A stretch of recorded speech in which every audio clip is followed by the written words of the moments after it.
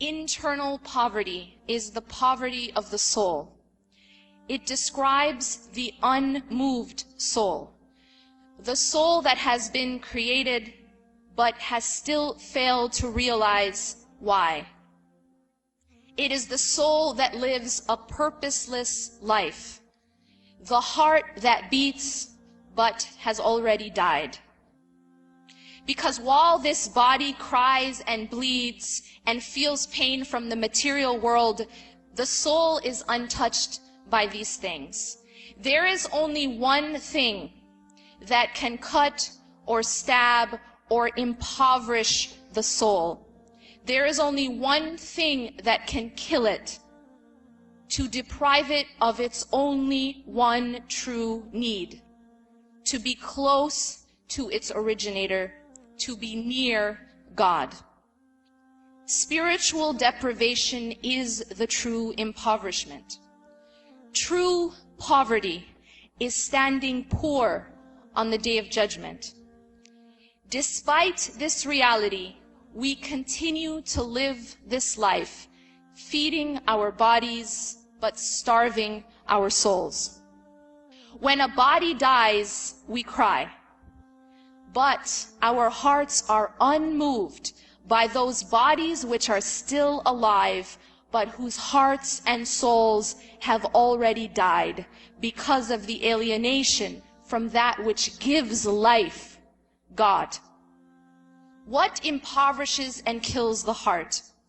It is allowing the heart to love anything as it should only love God.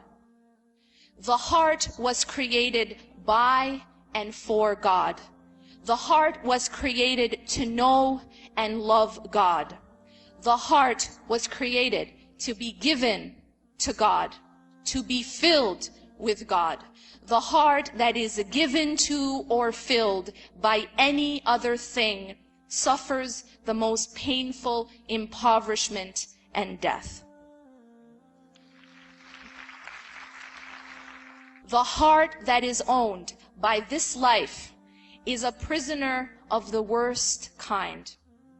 The heart that is owned by any other master than the master of masters is the weakest of all slaves. That is true oppression, true death, true poverty. As human beings, we enslave ourselves to different things. Some of us in here are enslaved to money. Some of us have enslaved our hearts to other people. We love them as we should only love Allah. Some of us are enslaved to status or to our careers. I tell you to ask yourself, what do you love most? Most of us in this room will say that we love God most. We say this with our tongues, we say this in our minds, but our hearts, our actions say otherwise. How do you know? Ask yourself, what is your refuge? When you're most broken, where do you go? When you're afraid, where do you hide? When you need, who do you ask? What do you fear most? What do you stay up at night worrying about? Who, what makes you cry most? What do you think about most? What occupies your mind in Salah?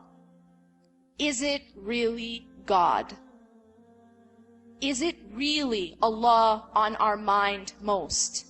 Is it really your fear of standing before Him that makes you cry in your bed? No, probably not.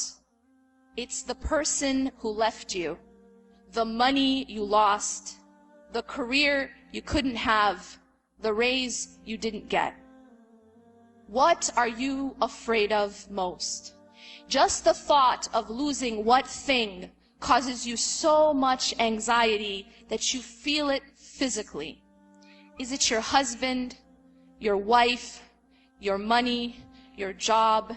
Is it your image? Is it your figure? What is it? When you're given a choice, what do? When Allah says to dress and act a certain way, and then society says the opposite, which do you choose? Who defines beauty for you? Who defines success?